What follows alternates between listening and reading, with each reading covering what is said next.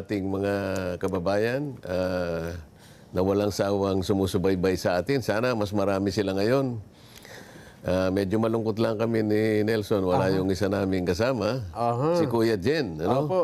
Pero sisikapin namin mapaglingkuran namin kayo kahit na kami, kahit dalawa lang kami. Opo. Kahit wala yung ating expert political analyst.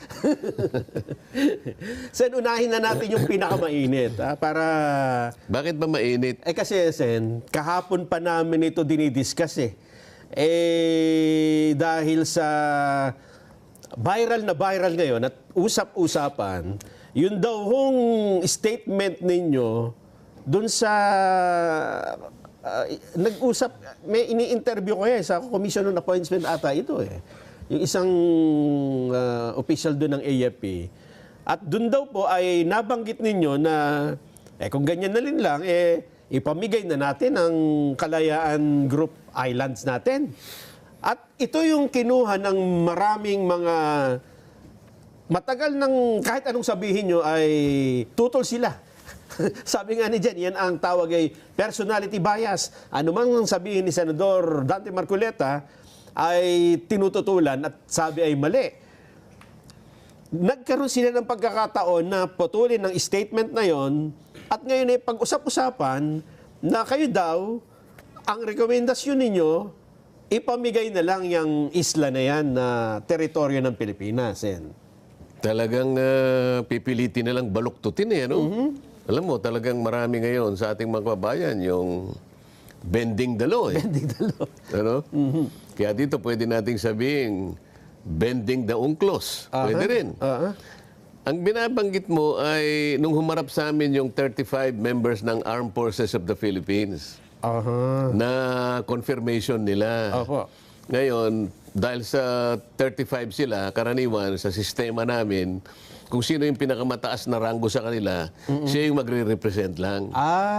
So nagkaroon ako ng pagkakataon para kausapin sila tungkol sa namumuong usapin tungkol nga dito sa balitaktakan, paalitan ng maanghang na pananalita between the Philippine side and the Chinese side, di ba? Sabi ko nga sa kanila, dapat maintindihan ninyo ito dahil kung sakasakali lang naman, nang dahil sa iringan na yan at patutsadahan na yan, baka nga lumaki yan, kung magkagyera tayo, kayo unang haharap. Ayun nga. Kaya kailangan din maintindihan ninyo ang mga issue sa likod ng mga usaping ito. Di ba? Ito, nabanggit ko sa kanila kung naiintindihan nila na yung exclusive economic zone ay hindi yun ang West Philippine Sea. Dalawang bagay yun, sabi ko. Wala naman kako tayong pagtatalo kapag sinabi mo exclusive economic zone. Kahit na high school, pinag-uusapan na siguro sa kanilang mga eskwela yan. 200 nautical miles from our archipelagic baselines. Kung susukatin mo naman, territorial sea, 12 miles naman from the same baselines. Kung halimbawa ay contiguous zones, ito ay 24 nautical miles. Sa mga tweed, yung ating EEZ at saka yung ating continental shelf, parehong 200 nautical miles from the baseline. Ano makakuha pwede nating pagdebatihan dyan? Wala. Kasi hasta talagang sa atin yun. Kahit na walang tribunal, atin talaga yon sapagkat pirmado tayo sa UNCLOS at ibinigay ngayon 200 nautical miles. Hindi lang naman tayo, lahat ng nakapirmang bansa, may kanya-kanya silang ganung lawak ng maritime rights na kung pag-usapan nga ay exclusive economic zone.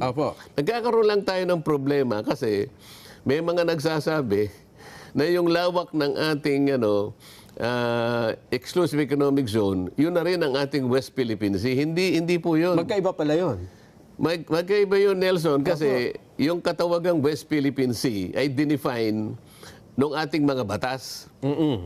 Tama. Nagsimula yun doon sa Presidential Decree 1596. At later on, inamyenda ng konti yan. Ito yung batas natin na ating ginawa 2024, ito yung Republic Act 12064. Merong definition yan ang West Philippine Sea.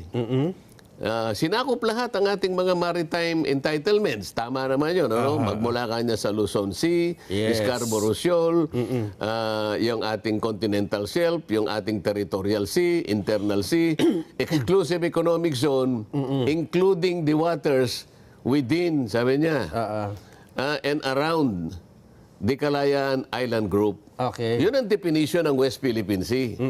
Sa mga tweed, mas malawak kesa dun sa ating exclusive economic zone. Yung, oo nga, no? Kasi yung Kalayaan Island Group, labas sila, doon sila sa tinatawag nating exclusive economic zone na 200 nautical miles lang. Ang totoo niyan, yung napakaraming features na yan sa ating, sa mga mapa, nandyan na sila sa high seas. Kaya nga, tinatanong ko sa kanila, sabi ko, kinakailangan nating madistinggi ano ba talaga yung lawak ng West Philippine Sea. Dito kami hindi magkaintindihan. Hindi ko malalaman kung ba't ako pa ang pinatututsadahan nila na hindi ko naiintindihan na sinasabi ko. Samantalang sila mismo, hindi nila maintindihan ang kanilang pinagmumulan. Sinasabi ko raw, naghahanap daw ako ng coordinates ng exclusive economic zone. Hindi naman yun ang sinasabi ko eh. Ang sinasabi ko, yung arbitral tribunal, ang kanyang dinesisyonan, exclusive economic zone. Hindi niya dinesisyonan ang West Philippine Sea. Dahil wala siyang karapatang gawin yun. Oo, dahil sabi niyo nga, magkaiba ang exclusive economic zone at ang West Philippine Sea. So kung ang dinesisyonan ay exclusive economic zone, hindi pa dinefine doon ang... Kailangan maintindihan ng mga kababayan natin. Kaya lang natin pinapaliwanag ito, hindi dahil sa mga taong maatake sa akin. Kahit ano pang gawin ko, mga atake yung mga yan eh. Ang pagpapaliwanag na ito ay dedicated po sa ating mga kababayan na talagang ang gusto nila ay maunawaan kung alin ang totoo. Matulungan natin silang unawain ang mga bagay na kung minsan ay mahirap. Dahil nga may technicality na involved dito. So, kailangan nating pakatandaan, lagyan natin ng demarcation dito. Ang pagpapaliwanag na ito, ng programang ito ay doon lamang sa mga kababayan nating laang makinig ng katwiran. Hindi doon sa mga taong kahit anong sabihin mo, sarado ng mga utak. Medyo, hindi naman marami yan eh. Kukunti lang yung mga yan at nagpasya sa sarili nila na kapag ako nagsasalita, mali agad. imamali lahat. Tama. Samantalang kung sisyasatin mo, kung uunawain mo, napakasimple lang eh. Doon lamang sa salitang UNCLOS, Nelson, ano ibig sabihin ng UNCLOS? United Nation, ano ba yung clause? United Nations Convention on the Law of the Sea. Yun. So, batas pang karagatan pala ito. Batas pang karagatan. Na pinagkasunduan ng mga ang pinag-uusapan lang natin dito ay karagatan. Hindi natin pinag-uusapan ang mga teritoryo na sinasakupan ng mga bansang claimants. Yung mga lupa, yung mga feature. Yung mga land features. Merong tinatawag na shoal, may tinatawag na island, merong mga rocks, may high elevation, may high tide elevation, may low tide elevation. Lahat yan mga features ng lupa, ng kalupaan. Walang jurisdiction. Walang kapangyarihan ng tribunal na magpasya tungkol dyan. Basta tubig lang. Tubig lang ako. Ngayon, yung sinasabi nating Kalayaan Island Groups, mga land features yun eh. Hindi natin pwedeng isama doon sa ating petisyon na ginawa sa tribunal noong 2012. Kung atin yun o hindi, re-rejecting ka, sabi niya, wala akong jurisdiction dyan. O kaya, sinasabi nila, narinig mo naman, pa nakikipagdebate sa akin, ba't natin binabalik-balikan kanya eh? In-award na sa atin kanya yung West Philippine Sea. Hindi po. Hindi totoo yun. Walang award doon. Walang award. Ang pinag-uusapan lang sa arbitral award, exclusive economic zone. Hindi West Philippine Sea. Kaya kapag hinanapan mo sila ng coordinates, ayaw nilang kanya may coordinates na yung EEZ. Hindi EEZ yung pinag-uusapan natin. Ang pinag-uusapan natin, West Philippine Sea. Kasi yung ECC, talagang inherent ay nandun na yun eh. Nandun na yun. Ang pinagtatalunan na lang natin, yung nasa loob muna. Kasi merong mga bansa na umoccupy nung saganang mga teritoryo na sanay nandoon. Aha. Katulad ng halimbawa nung Mischief Reef, ano? Opo. Yung Mischief Reef, hindi lamang nasa loob ng ating EEZ, ito ay considered pa na low tide elevation. LTE. LTE talaga yan. Oh, pagka- Anong ibig sabihin niyang Pagka LTE? LTE, ano ibig sabihin? Kahit kailan, kahit na ano pang structure na itayo mo, halimbawa ang China, ito masasabi ko ng diretsa, para lang masabi nila, kaso si Marcoleta pro-China. Hindi po totoo yun. Ito po, yung LTE is low tide elevation. Opo. Yan po ang tawag dyan sa Mischief Reef. Yan ang karakter. Base po ito sa 2016 arbitral tribunal decision. Yun ang ano? decision niya. Sabi niya, low tide elevation Elevation. yan. Pagka low tide elevation, kahit na ang China maglagay ng Great Wall of China doon, Kahit palaparin pa nila yun. hindi magbabago yung karakter na nature ng picture na yon. Na low tide elevation. Low tide elevation, ibig sabihin talagang sa Pilipinas yun. Dahil ang low tide elevation ay hindi nagge-generate ng Kahit ano wala. Territorial Tubig sea. talaga yun eh. Ayun. Wala siyang territorial sea, wala siyang another EEZ. Kasi kapag nag-high tide, hindi naman na siya nakikita. So kumbaga sa natural na Sa low pag-usap, tide nga, halos hindi siya makita eh. ibig sabihin, walang lupa doon. Wala. Ayun, dahil nakalubog. Kaya nga, maritime lang eh. Kaya Maritime tubig. Kaya hindi mo pwede i-claim na Hindi meron mo kang pwedeng i-claim teritoryo. yun. At dahil yun ay sakop ng ECC, Atin talaga yun. sa Pilipinas yun. Oo. Ayun. Kailangan lang, kaya lang, hindi nababanggit kasi ito dahil ang usapan lang naman, yung patutsadahan sana eh. Kaya lang, nilakihan nila kasi, isinako, pati isi kasi pinag-usapan eh. Kaya lang, Sen, ang problema, mayroon silang occupant dun eh. Naka-occupy sila dun eh. So, dapat, wala sila dun talaga. Dapat wala sila doon. Ayun. May structure kasi sila doon. Oh. Isa pa, Apo. yung ayungin. Ayungin Shoal. Oh, ayungin shoal, Apo. di ba? Ano din natin yun eh. Sakop pa rin natin. Sako pa rin natin yun. Kasi meron tayong barko na nakahimpil doon. Inangkor natin yung Gregorio del Pilar yata yun. Hindi ba yung Sierra Madre? Hindi ko alam kung nakalimutan. Sierra Madre yata. Sierra Sierra Madre. Madre, oo. Yung Basta meron tayong isang lumang-luma. Lumang barko. BRP Sierra Madre. Oh, tama. BRP Sierra Madre na parang symbolic on our part, nilagay natin doon. Aha. Parang isang natatanging testimonial na, Occupied amin natin. ito, occupied namin ito. Kahit na yun eh, nasa loob ng ECC, kung maunahan kasi tayo, i-claim din nila eh. Parang ganun, Sen.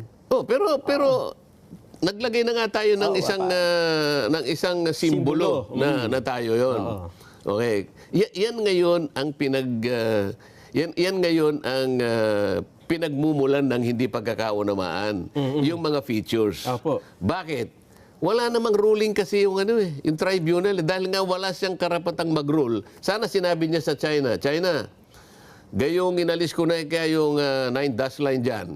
Malinaw na yung EEZ na yan sa Pilipinas. Umalis ka na dyan. Umalis ka dyan ha. Umalis ka sa Ayungin, umalis ka sa Scarborough Shoal, umalis ka dyan sa Mischief Reef. Walang ganun. Walang ruling. Kasi bakit ka mo? Teritoryo yun eh.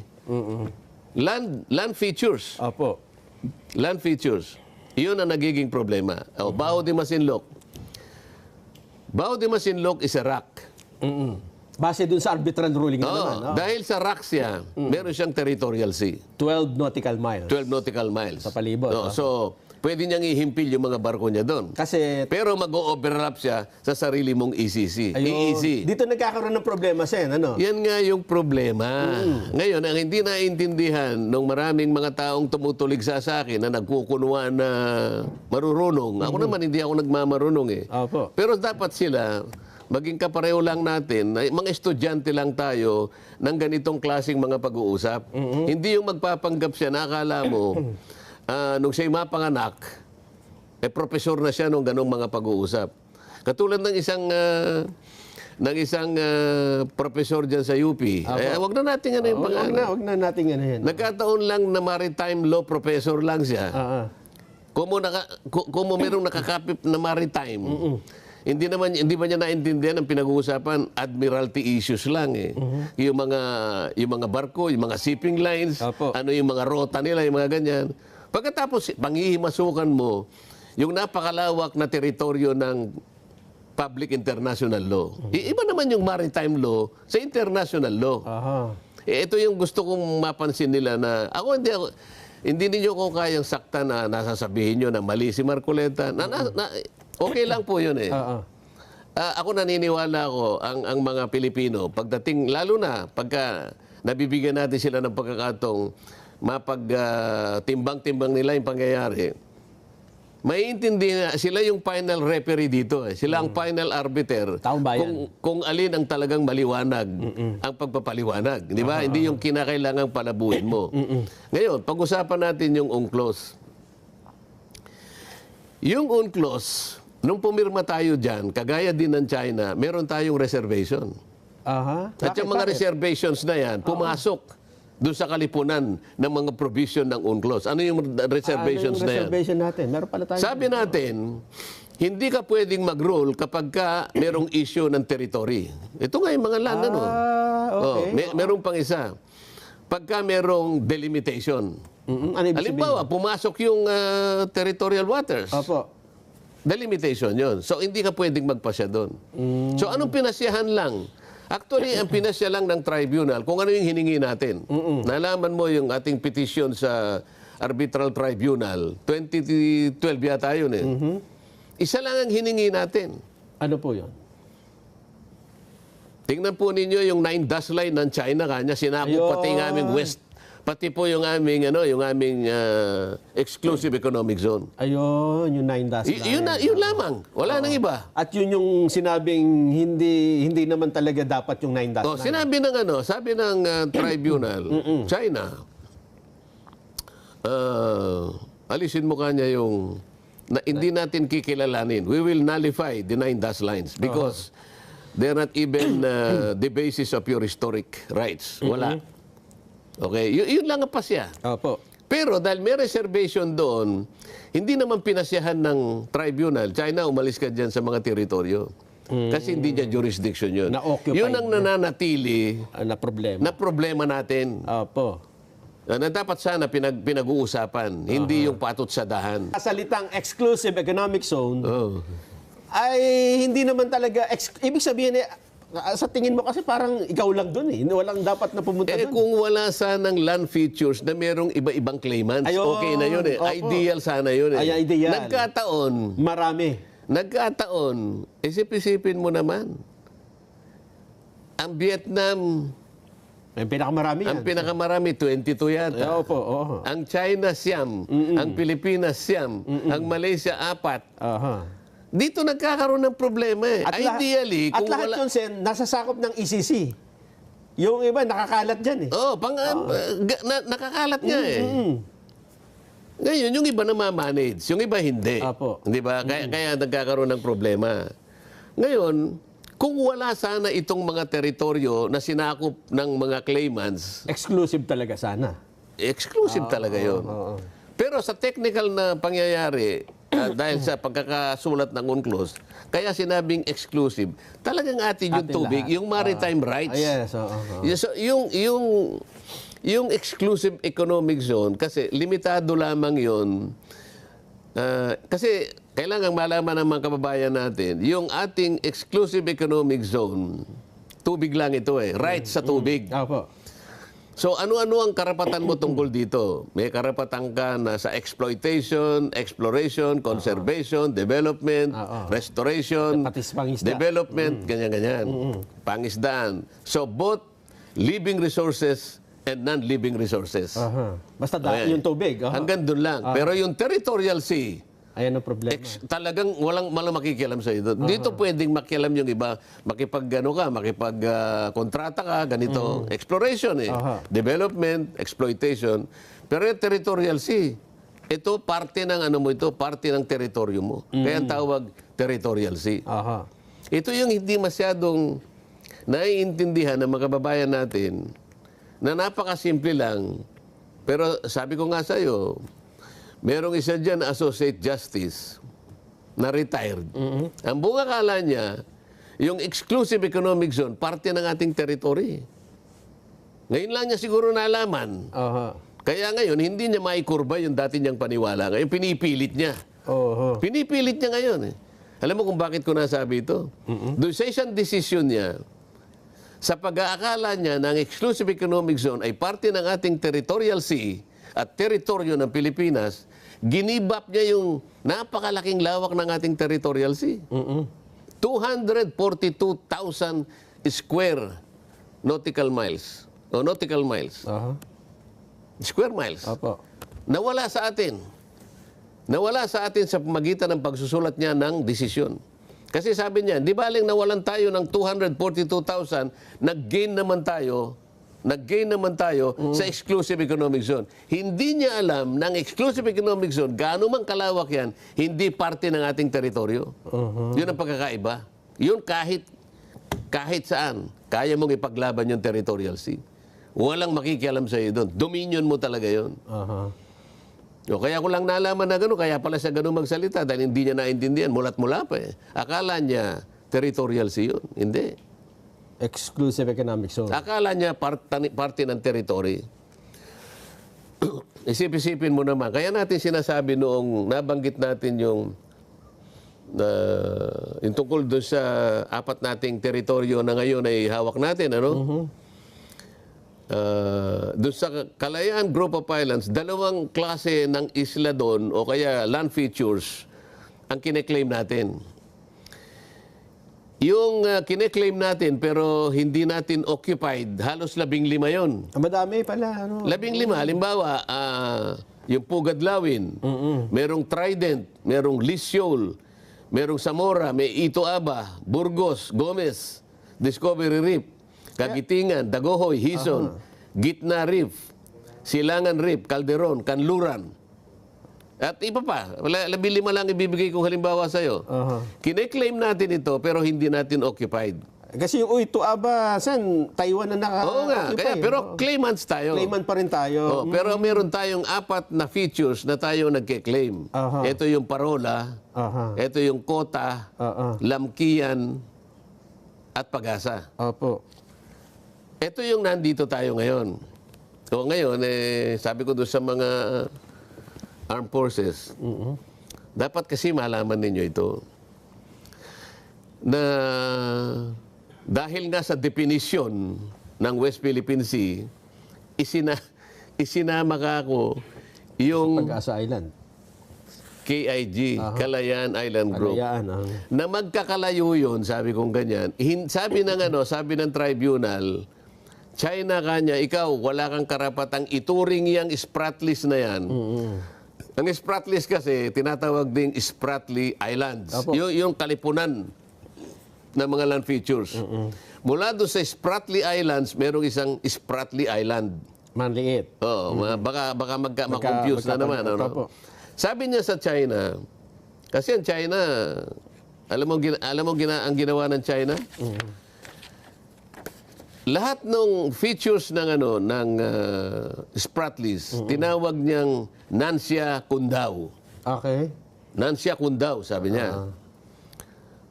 Matagal na panahon na ito. Ang Nansya Kundao, ang ibig sabihin niyan, yung entire Spratly Islands ay yun ang kanyang ibig sabihin. Isang buo. Isang buo kanya. But without drawing basic lines. Pero kinonsider niyang isang group of islands o kaya offshore archipelago. Ayun nga. Yun ang ginawa niya. Pero matagal na niyang nasabi yun. Sabi niya, group of islands. In 1958, doon niya lang sinabi na, do-drawingin ko ng ano yan, sabi niya. Ang linya. Sa 1958, sinabi niya, do-drawingin ko yan. Para masakop nila. Pero hindi pa rin niya na-drawingan. So, hindi na natin alam kung bakit din niya ginawa. Ngayon, sabi ng tribunal, China, wala kang karapatan na drawingan mo yan. Bakit, sabi niya? Hindi ka archipelagic country. Ang ibig sabihin, kasi continental state ka. isang buong bansa siya. Nasa continent siya. Continental siya. Ikaw naman Pilipinas, pwede sana kanya archipelagic ka eh. Only an archipelagic country can claim doon. Hindi, makakagawa ng isang group of islands. Kasi nga, hiwa-hiwalay tayo. Ang problema niya, sabi niya, but you are not allowed to do this. Bakit? Because lapit naman sa Palawan Hindi nga, dahil sa pagkakalayo kasi niya, Yung distansya. ng distansya, you do not meet, sabi niya, the requirements of land to water ratio. Ay, ibig sabihin. Malalayo eh.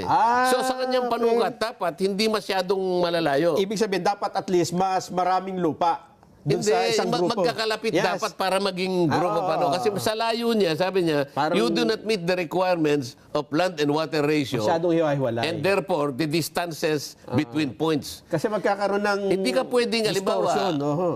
sabi natin sa geometry, 2 points determine a straight line. Yes, oo. Pero pag ang straight line, magmula rito hanggang doon, sabi nga sobrang masyadong malayo, dapat magkakaano. Oo. Kaya hindi rin tayo pinayagan. Opo. At saan nakasulat sa arbitral award yun? Kailangang basahin ng justice na yon. Yan bang binabasa nyo yan? Yan yung nakasulat sa arbitral ruling? O kaya nga sasabihin ko sa kanya, Mr. Justice, kung nakikinig ka sa akin, basahin mo yung paragraph 574 Opo. nung arbitral award. Kasi ano yan eh. Mahaba yan. Oho. Yung prohibition naman sa China, basahin mo yung 573. Ibig sabihin, Sen, pareho tayong pinagbawalan. Pareho tayong pinagbawalan kaya hindi mo ma-include yun as a group kasi kaya natin tinangka yung ganun na magawa mong isang group na yan para mapalawak mo yung para makagawa ka ng exclusive economic zone. Bawal. Oh. Nananatiling nasa high seas. Opo. Paano ka ngayon makakagawa ng mapa ng West Philippine Sea pag isinama mo yung Kalayaan Island Group? Kaya hanggang ngayon, pinipilit ko, hinahamon ko sila eh. Hindi nila magawa, alam nila hindi nila magagawa, kaya pinipilit na. Ba't niya pinipilit ang coordinates? Meron ng coordinates eh, kaya ang exclusive economic zone. Tingnan, babalik sila sa exclusive. Hindi naman exclusive economic zone pinag-uusapan na West Philippine Sea. Pinipilit mong i-drawing kasi eh. Mangangailangan ka ngayon ng mapa na i-deposit mo sa opisina ng UN Secretary General. Sabi naman nung aking kaibigan mo rin. Na-submit na daw eh. Sabi naman ng aking kaibigan na si former Senator Tol. Oo. Nakagawa na tayo Nakapag-submit na. Oo. Oo. Disinformation niyang wala pang nasasubmit. Disinformation kanya. Senator Tol, baka nagkakamali ka sapagkat ang naisubmit nyo ng mga mapa at mga charts ay intended for the extended Continental shelf. Na ang layunin ay yung pag sa Benham Rise. Sa Benham Rise at saka sa part ng South China Sea. Ayun. So wala pa itong West Philippine Sea. Wala yung tungkol sa West Philippine Sea. Kasi nga sa takot nila siguro na hindi nila pwedeng ikurba doon sa para masakop natin yung Kalayaan Island Group. Hindi ka papayagan eh. Ibig bang sabihin nito, Sen, yung arbitral ruling ay parang in a sense merong maganda sa atin pero meron din hindi magandang epekto. Ang maganda sa atin, yung ating pinapangarap na alisin yung 9-dash line. Nawala. One.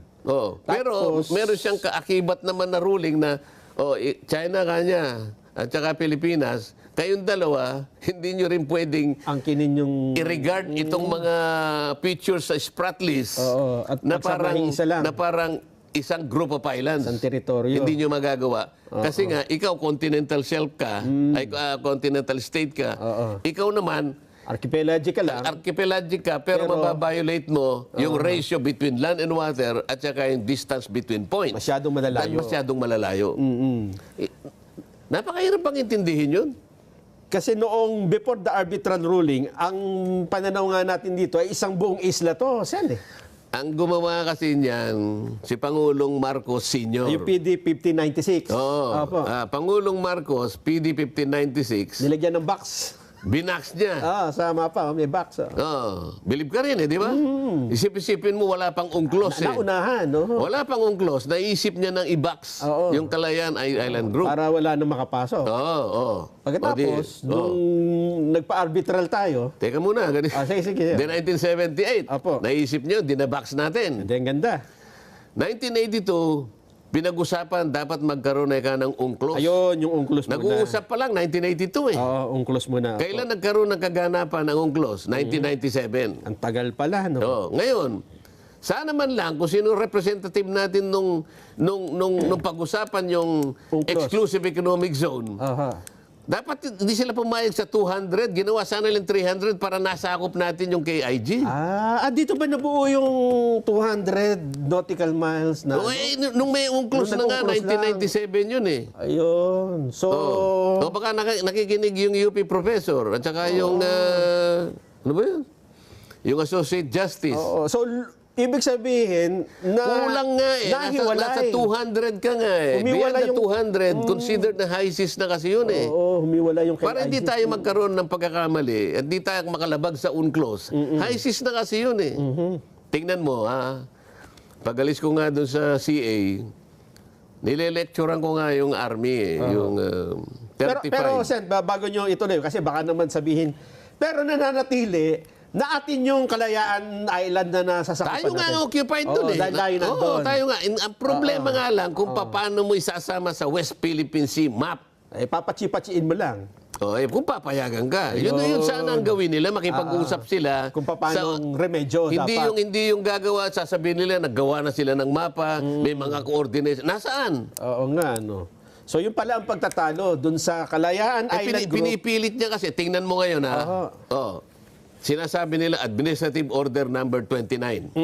2012. Opo. Anong sinasabi nung Administrative Order 29? 2012 pa yon. Ikaw, Namria kanya, gumawa ka na ng mga mapa. Yan. In consultation with the Department of Foreign Affairs, isubmit na ninyo para yung West Philippine Sea, i-notify ninyo lahat ng mga relevant international organizations, including the International Hydrographics Organization. Bakit? Para sa ganun, yung West Philippine Sea, maitala doon sa S-23. Ano yung S-23? Opo. Ito yung patalaan ng mga dagat. Okay. Para, alimbawa, pag tingnan mo yung S-23, tingnan mo yung South China Sea, nakalagay 6.1. South China Sea, hindi pag-aari ng China yan. Yun tawag lamang. Yun lang pangalan. Yun lang ang katawagan doon sa bahagi ng In reference sa China. karagatan na yun. Oo, dahil nasa south ng China siya. Well, kung sino man ang gumawa nun, bahala na sila sa... Basta ito is South China Sea ang pangalan. Bakit 6.1 ang nakalagay? Ang ibig sabihin nun, Chapter 6.1 nung S-23, doon mo makikita yung coordinates ng buong South China Sea. So makikita mo doon. Ngayon tayo, gusto nating ipatala yung West Philippine Sea. Ganon din ang gawin natin para siguro merong 9.1 naman tayo. Kung saan siya ilalagay. Kung saan siya ilalagay. Para magawa mo yon, yung steps gawin mo eh. Yan mo yung coordinates.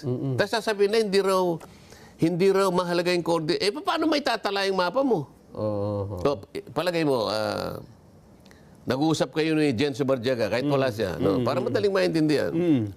Ikaw ang piloto. Nagmamaneho. Nagmamaneho. Ikaw ang piloto. Tubig kapitan. Hindi, yung pinag-uusapan lang natin. Sa lupa muna tayo. Hindi, sige, sa ano. Sa dagat na, para mas madaling intindihin. Dagat. Ikaw ang, anong tawag doon? Kapitan. Ikaw ang kapitan. Opo. Nakikipag-usap ka dun sa yung sa maritime ha? Yung sa control tower. Kumbaga sa aeroplano may control tower. Sabi nung kausap mo dun sa maritime control. Si Jen kunwari yun. Nelson, nasaan ka na? Sabi niya. Nandito na ako sa West Philippine Sea. West Philippine Sea, wala akong nakikita rito. Mag-aaway kayo eh. Mag-aaway nga. Dahil wala sa mapa eh. Ayun. Gusto ko ring magkaroon ng ganun nga eh. Hindi yung tayo lang ang gumawa. Dinipine natin sa batas natin. Hindi naman natin maipatala.